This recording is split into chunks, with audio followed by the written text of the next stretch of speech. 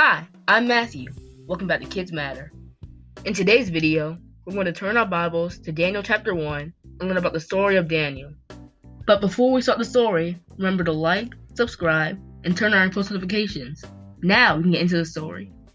There was once a land called Babylon that decided to raid a land called Jerusalem and take them as slaves. When they arrived at Jerusalem, they took some of God's sacred items from the temple, and they took the people in Jerusalem as their slaves.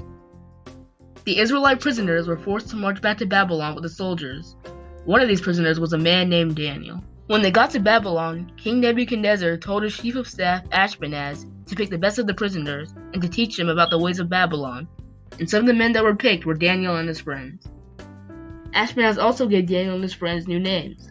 Hananiah was called Shadrach, Azariah was called Abednego, Mishael was called Meshach, and Daniel was called Belteshazzar. But the food that was provided in Babylon was food that God doesn't want us to eat, so Daniel and his friends chose not to eat it. Instead, Daniel went to go talk to Ashpenaz. Daniel asked Ashpenaz if they could get a healthier option for their meal, but Ashpenaz said no because they were required to eat the other food. But Daniel didn't give up. He told one of the servants to feed him and his friends healthy meals for 10 days and then compare them to the others. After the 10 days were up, Daniel and his friends were stronger and healthier than all the other men.